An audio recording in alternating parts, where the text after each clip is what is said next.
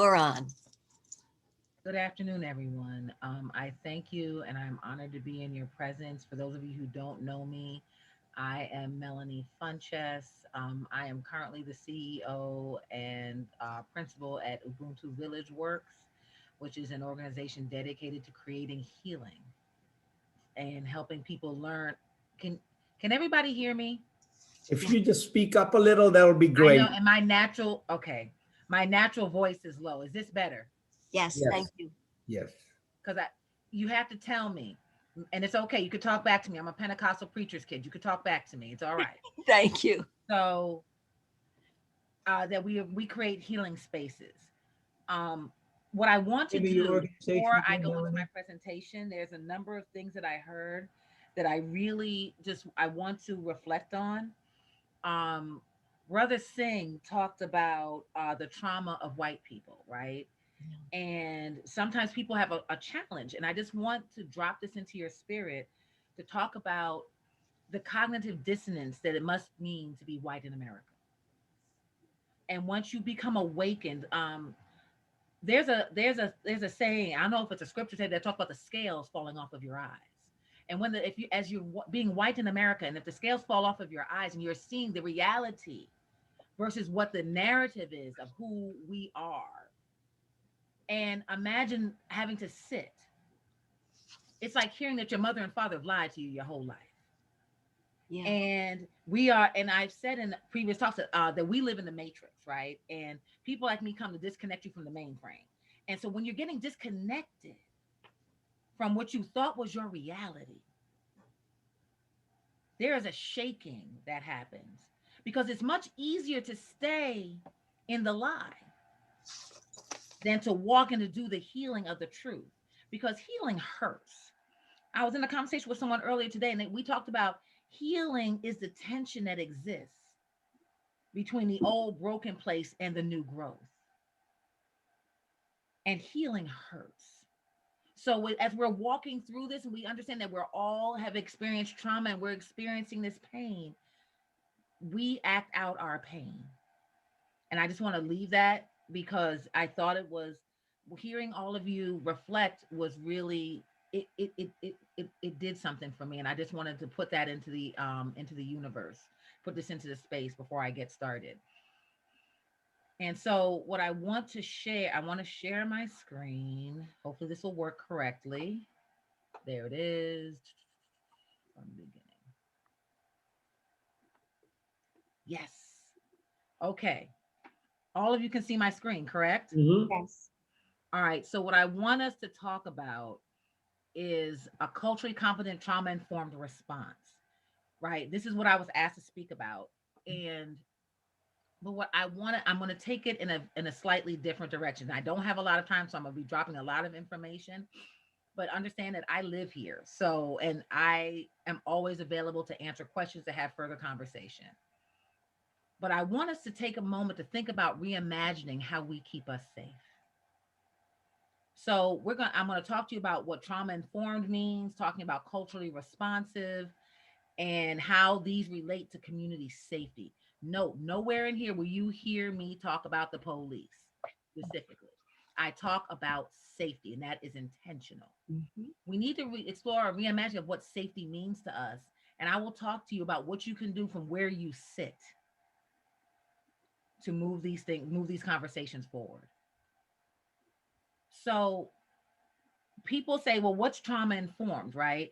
Trauma informed basically is just walking into a situation and being there and making the assumption that the people that you're interfacing with have experienced some form of trauma in their lives, and that trauma that they experience may be having a role in the way that they're interacting with you. So have you ever been with some, and all of you in your ministerial capacities have been around people on some really bad days in their lives? Mhm. You know, my mother was sister Pastor Cunningham knew my mother. My mother was a powerful woman of God, and I would go with her to people's homes when they were suffering. And sometimes the way they emoted, the way they reacted wasn't, I knew who these people were, but they were reacting differently because they were in such pain. And so trauma informing is for us to walk into, and as we show up in that space, that hey, have that in mind and look at everything that we do through that lens. So when we're talking about culturally responsive care, right, we hear these terms: cultural humility, cultural competence, cultural responsiveness, and they're not all the same thing. People will try to say they're all the same thing, but what I wanted people to understand is that they're not the same thing, and you put these things together to create a culturally responsive response, right? So people have heard about cultural humility.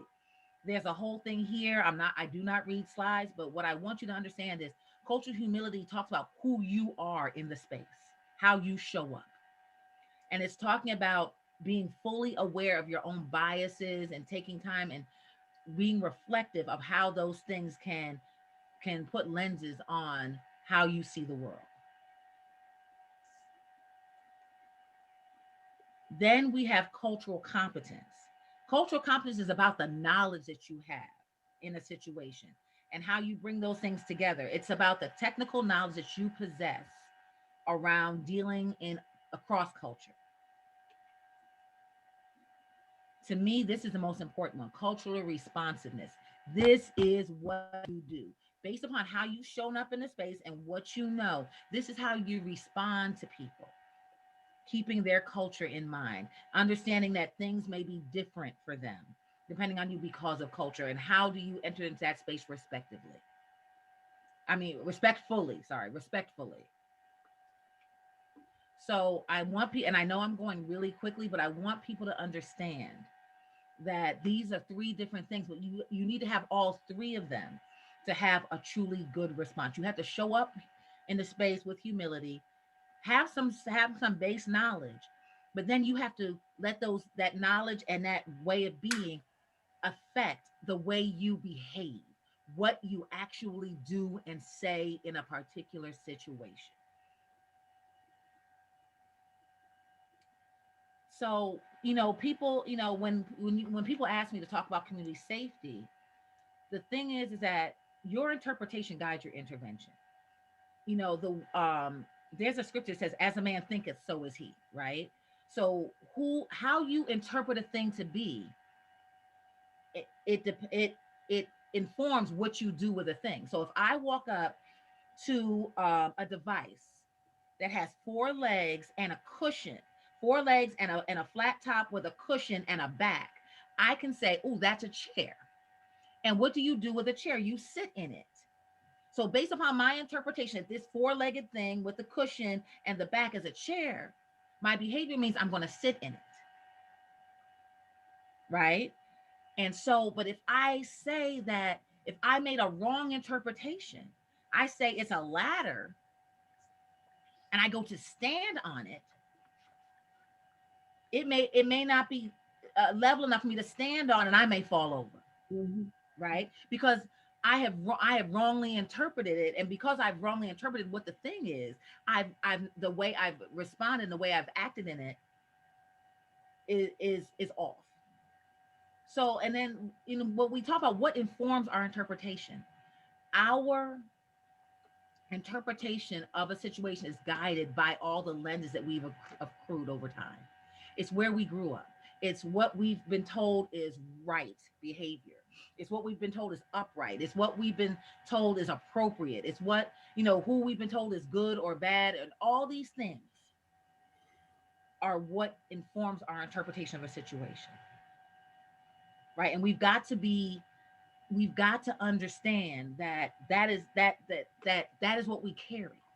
That is why it's important to have cultural humility, so that we will understand that not everybody has the same interpretation. Because you can take the same situation, the same picture, give to 12 different people, you get 12 different interpretations, because all of them carry a set of knowledge that come from 12 different places.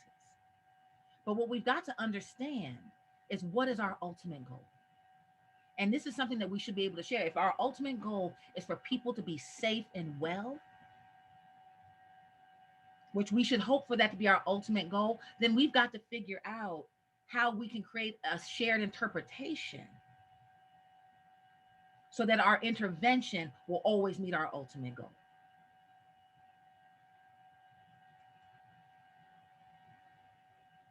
So my question to you, and this is the question I want you to really pose, is what does safety mean?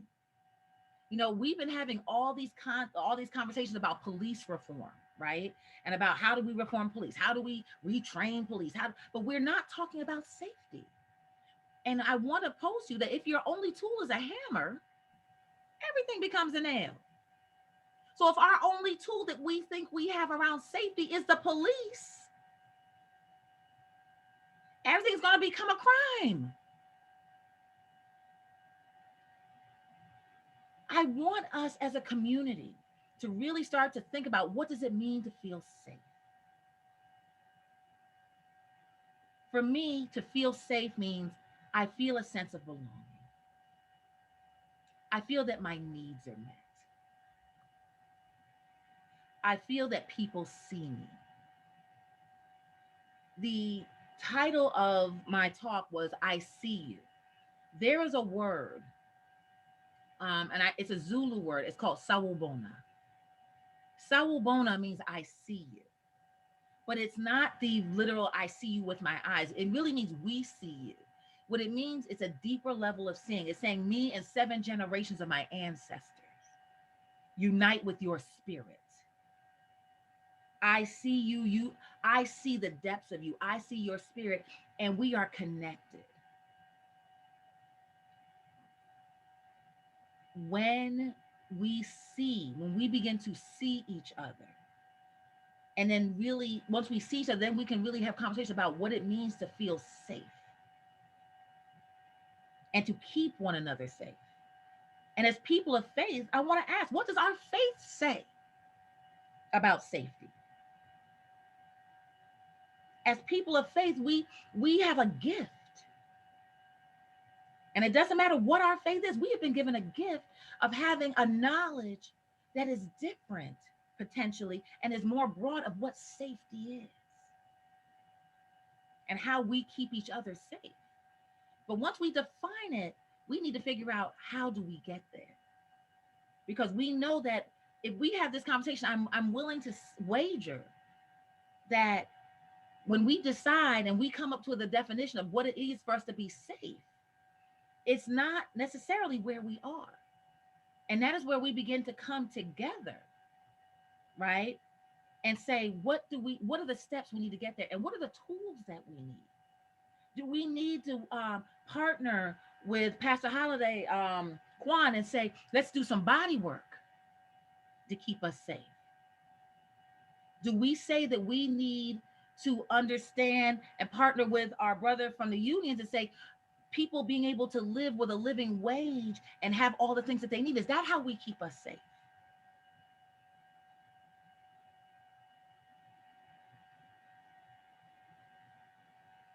We really need to start in this community to have a different kind of conversation about what safety looks like. It is absolutely critical. And so I want to go back.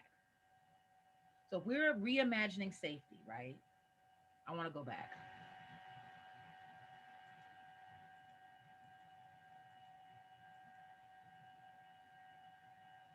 If we understand that we need to show up in the space different, if we're redefining safety, we need to figure out who, not only how you show up in the space, but who shows up in the space. And are the people who we allow to show up in the space around our safety able to have cultural humility?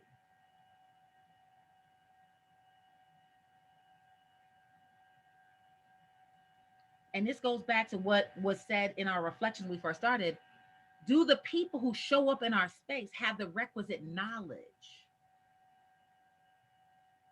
of how to sawubona, how to see the person on the other side in a way that their spirit meets with, that one spirit meets with the other, and that we're able to get to safety together?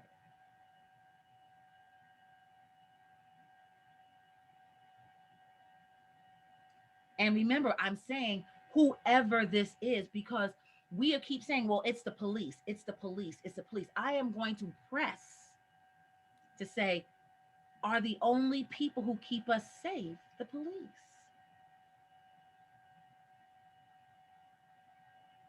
When I was 5 and I lived in New York City and I needed to cross the street, it wasn't the police who crossed me to cross the street. It was Mr. Stein from the deli who would come out of his store and walk, stand up there and cross me across the street. He kept me safe. Yes, sir. I just wanted to say that the police is not going to be the end all that ensures safety, but at the same time, they have a certain level of power Yes, they do. that, when abused, all of a sudden jeopardizes the safety. Absolutely, it does. And so, what I want us to do, and that's why we need to say what I want us to do is be able to define what is the role of police in our safety. That is where I'm getting to. Because if we, like, I am as a mental health professional, and I'm sorry, I have a dog who's been quiet up until this moment. I believe that we have other tools in our toolbox as a community to deal with many of the things that police are currently dealing with. And it's not within their skill set, it's not within their bandwidth, it's not, they don't have it. But we keep giving these things to them because we are not taking back the ownership of creating safety for our community. We're abdicating it to a group who does not have the requisite skill. That's the thoughts and opinions expressed by Melanie Funchess are my thoughts and opinions based upon my experiences, right? But my thing is, what I'm saying is going back to what I said. I don't want I'm not saying this is not an either or conversation. This is a both and.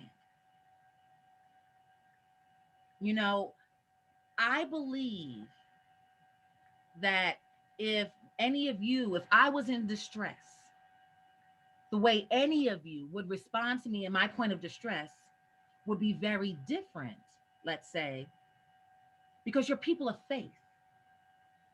And that remember I talked about your interpretation guide, your intervention?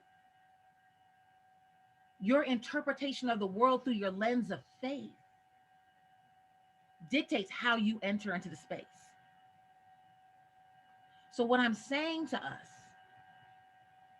is, if our ultimate goal, again, is to keep everyone safe and for people to feel that they are and we clearly define what safety is. Like, for me, to feel that I belong, to feel that I am welcome, to feel that I can call Rochester my home and not feel like an interloper in my own home, not be made to feel like I don't belong, like I am less than, right? That means that we have got to expand the conversation.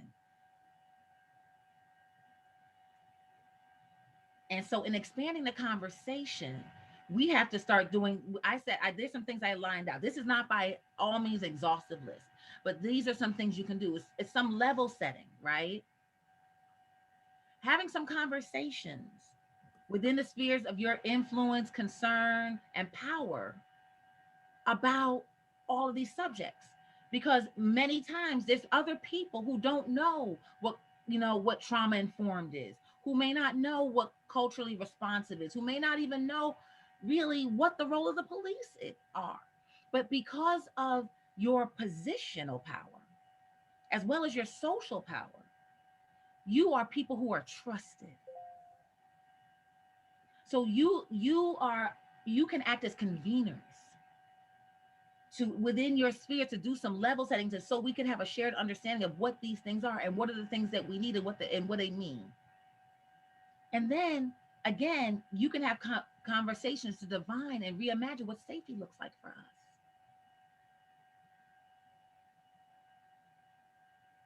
And I know the conversation I'm having right now is much broader than chaining the police or reining in the police. But the way we keep trying to fix the symptom without addressing the true disease.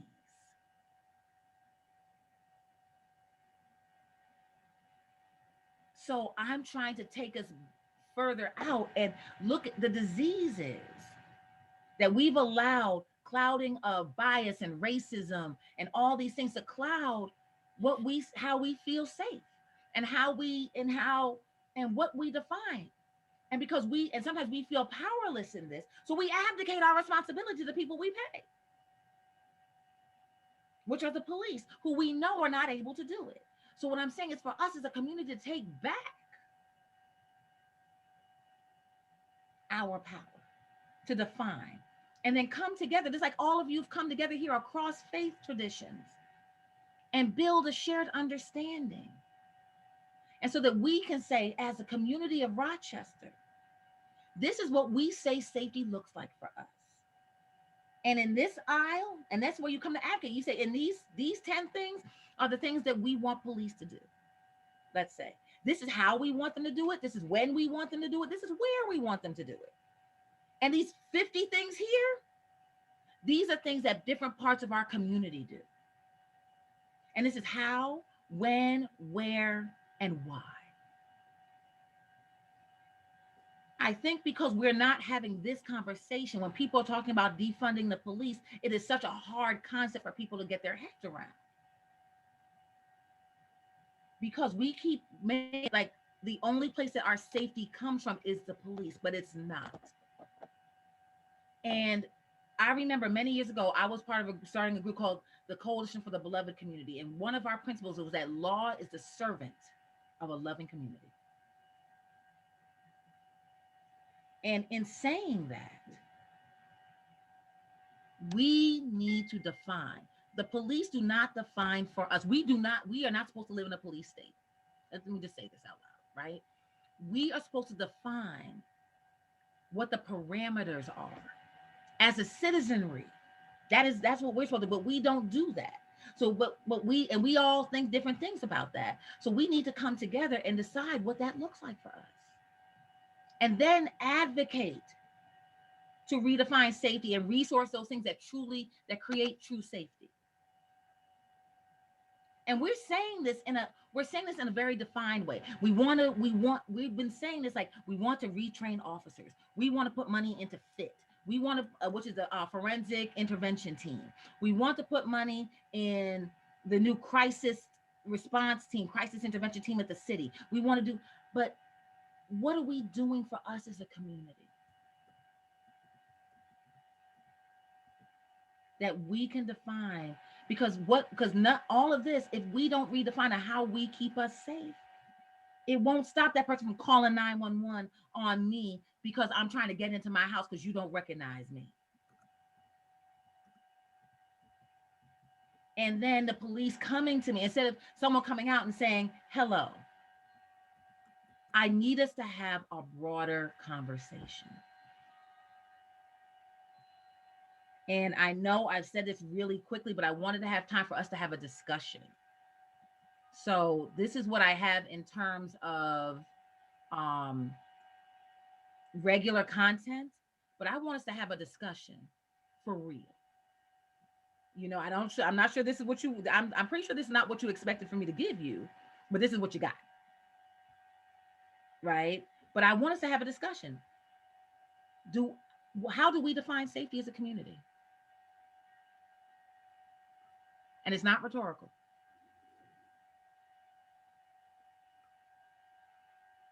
I think asking, putting a lot of energy into reaching out and asking, because we don't know where that person sits in terms of their level of safety and their emotional state of mind. Mm-hmm. So our asking, in such a way which is neutral, which is approaching, which is warm, which is welcoming, which is embracing, is the way to start. Absolutely is. And do we think safety looks different for different people based upon all manners of things? Mm-hmm. Do you think, like, for me as an urban Black woman of Gen X,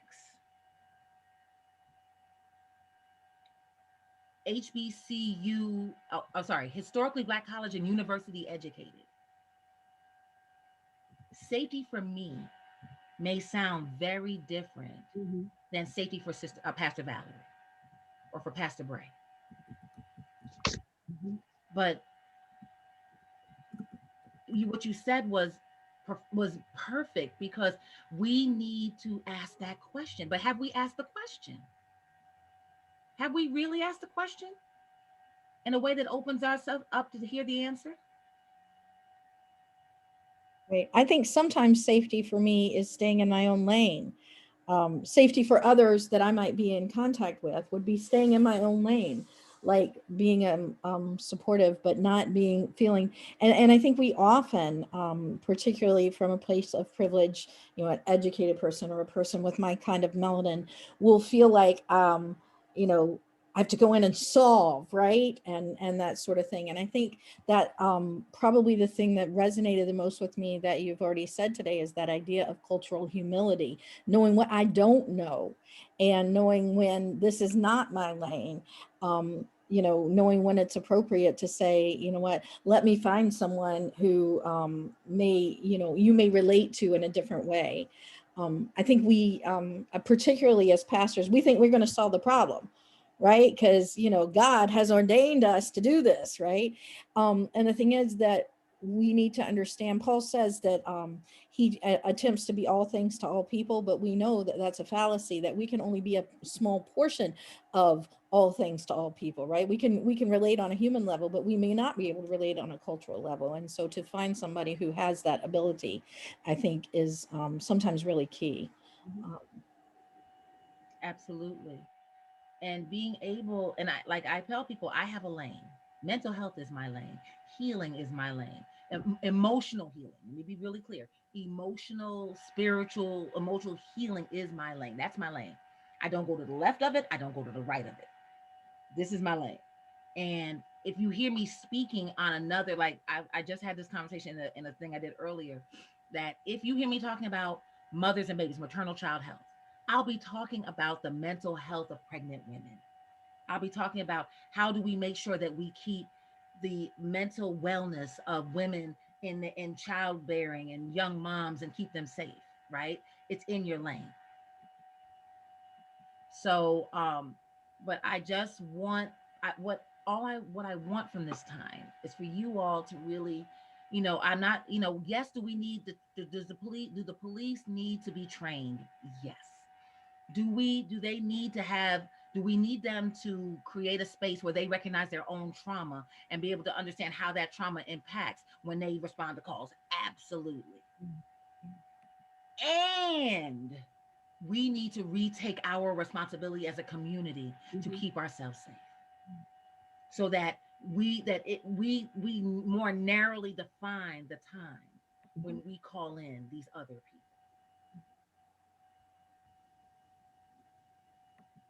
It's both and. But the second part, how we retake this and we re-own it, that's a much bigger, longer process. And I recognize that, but Mhm. it doesn't start until we start. Mhm.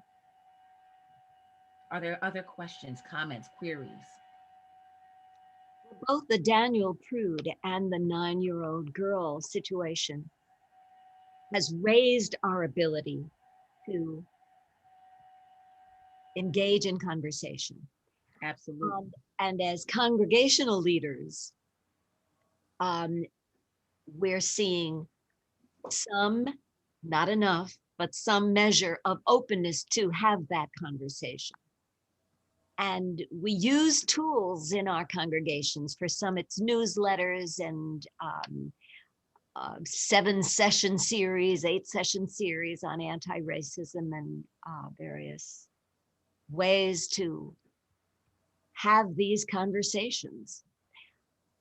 And in the meantime, people are dying and are continuing to be mistreated. And so we have to step it up. Yes. And it has to be, it's not just one thing. I do advocate. I'm one who's advocating for the reallocation of funds from the police. I'm y'all seen me, I'm out on the line. I got pepper sprayed, I got tear gas. I'm one of those people, right? At the same time, I recognize I have friends who are police officers and I know their trauma. And I understand that in their culture, there's no space for them to say they're traumatized. There's no space for them to own that thing and be able to step back safely, Mhm. career wise. to deal with their stuff. And there's no way to really deal with it because they are a paramilitary force. Let's own what they are. So if we, so their culture needs to change. And so my thing is, if we don't do something on this side to complement what's going on this side, people are still gonna die. You know, it's not, we cannot say, well, we need to retrain them. I cannot train someone to see me as human. Mm-hmm. I can't. Either you do or you don't. What I can do is build up protective factors in my community, and I can help our other community members who I know see me as human be able to step into the space so that these other people don't get called unless absolutely necessary and there's no other choice. Mm-hmm.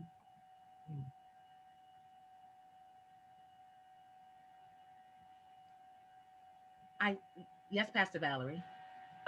So I guess I'm hearing a lot of what you're saying as a level of call to emotional intelligence and self-reflection on not only figuring out what we need to feel safe, how we feel safe, but then expand that understanding to community and the nuance of being a person of color, being in a realm that is different from our own experience, and being able to say, well, if these are the things I need to do to feel safe, or how I need community to operate to feel safe, I can then imagine and empathize how someone else with these experiences, these traumas, what they might need, and educate myself by listening to them. Am I on the right track there? Yes. And what we do is we begin to say, and we start to bring this out exponentially, where our conversation is about what do we need to feel safe? And what can we do to help one another feel safe? Because I mean, if somebody is robbing a store with a gun, we need a cop.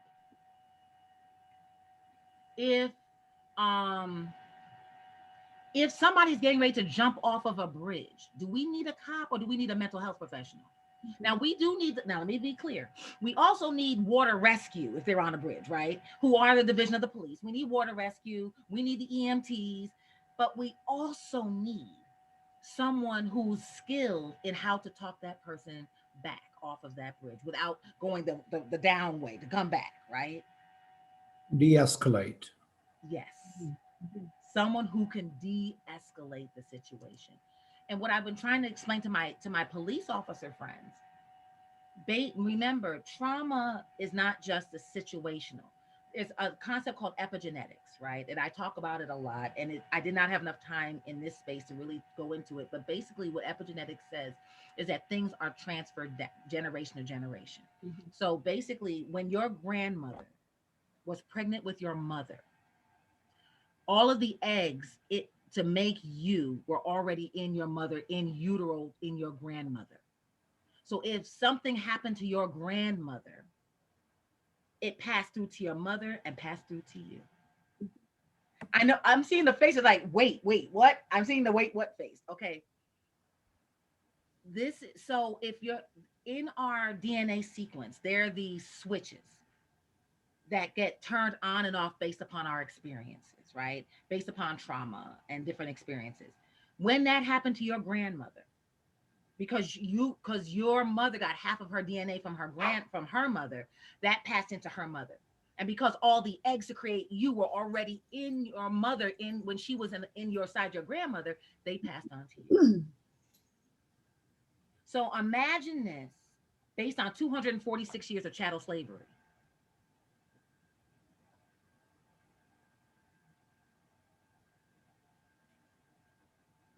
Based upon, and my thing is, what I want to say is trauma passes that way, but also does resilience. Mm-hmm. So it's not either or, it's both and. But what I want people to understand is when we're talking about trauma, and I know I'm over my time, when we're talking about trauma and we're talking about these things, we're talking about them in the context of not just what's happened today, but what we bring with us, what has come forward with us inside of us. So we need a really clear and a really defined response. This is why I keep saying we as a community need to figure out how to keep us safe. Because what I say to my police officer friends, sometimes it doesn't matter what you say when you show up in uniform. Exactly. Yeah. Intimidating. It can summon generations of trauma response. And you've done nothing wrong, but you just showed up in the clothes that you're wearing. And I, being white, might see 9 policemen and think, oh, wow, they really turned out to help me. And a 9-year-old Black girl is terrified. We had 1 cop there for every year of her life. Yeah, yeah. And they didn't know enough to just have one person stay with her, soothing her, assuring her, telling her, we will find your father. But the thing is, if you think about it, that's not their job. Their job is to contain. Yeah. Yeah. Well, the training to do something outside of their job. Yes, brother. The training, reverses some of those trends, and and also continuous training, because some of them would be very difficult for them to incorporate new ideas and to think differently. But I would say, let's say upon that force, if there was a female police officer, she should have been the one to She's take the one who tried to pepper spray the girl. Yeah, she tried. I know, I'm aware The of that. only reason she didn't was because her can jammed. She dropped it. But I would have thought naturally that would have been somebody, less intimidating to the girl in spite of all the negative imagery and everything. Yes. But the thing is if, for me, as a Black woman who's been a 9-year-old Black girl, I saw her first. If it was me, I would have first seen her. I seen her as a cop, which is not safe for me. I seen her as a white woman. No offense, which is not safe for me. I would have seen her as someone with a gun, which is not safe for me. So many layers of There's that. so many layers of who this woman was and the thing is, the fact is, and I already know that no one is listening to me. Yes. Because no one is responding to the things that are coming out of my mouth. Yeah. Right? So,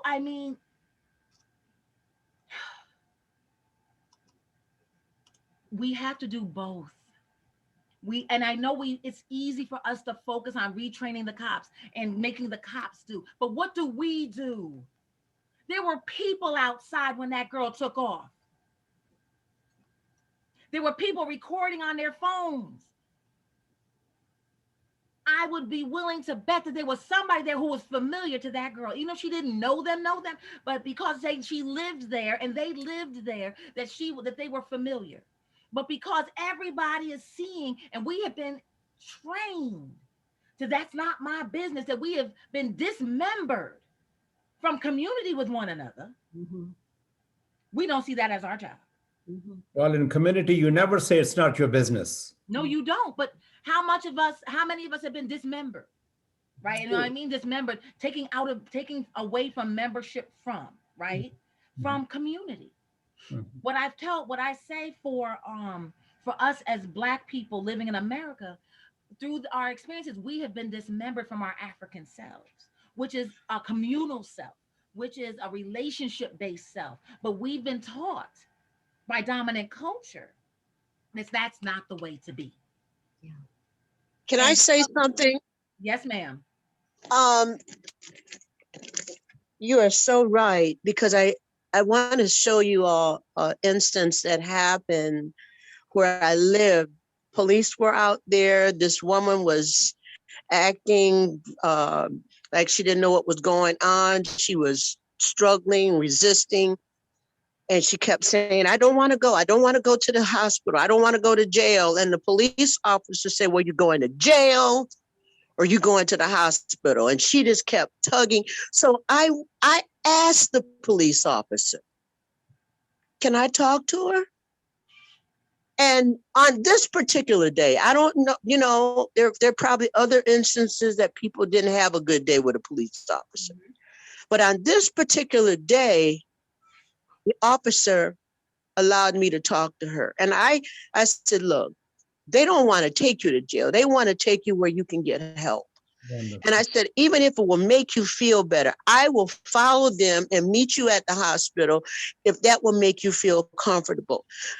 But the end result of it was she got comfortable enough and was able to get in that car, and they were able to take her to Strong for mental health evaluation. So I believe, you know, what you're saying is so true, but that doesn't happen all the time. So, you know, even as clergy, we have to be so cautious.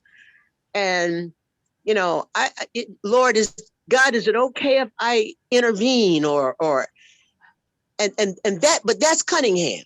That's me. I'm going to consult God and what, but it worked that time. But we have to be cautious how we do get involved. You know, but the thing is, how amazing would it be if we did the work to make that the culture? It worked. I mean, For she was me, able, for me, it she happened. calmed down. She calmed down Right. and she got comfortable with me. And I said, do you want? I said, I'll meet you at the emergency. But she had calmed down to the point that, and the police officers thanked me. Mhm. But if that became our culture, Yes. like for me, because I'm a preacher's kid, people of faith make me feel safe.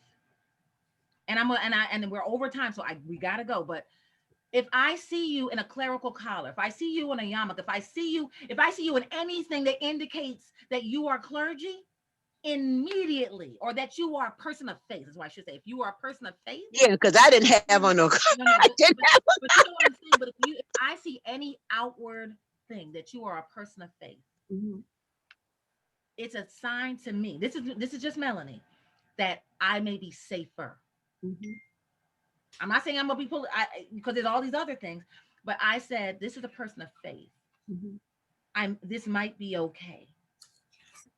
You know, but my thing is, how do we create this culture where, you know, where every time you pass Cunningham, you go up, the cop says, oh, that's someone who wants to help. And you could say, you know, I'm a minister, you could say whatever, say, can I help?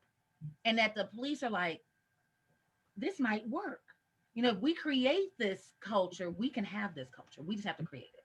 It's hard work. And yes, and I want to say in the comments, yes, doctor, this is exactly what Dr. Joy talks about, Dr. Joy DeGrew. Mhm. Joy is a good friend of mine, and we believe the same things. But I have got to go because I have to go to another thing. But I want to say thank you, and thank you so much for this opportunity.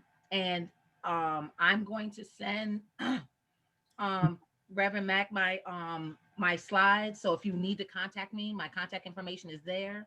Thank you. Please, you know, this is what we need, y'all. Mhm. Mhm. Please advocate for retraining of the police and all that stuff. But also, can we have this other conversation? Yes, we do. We do need those conversations.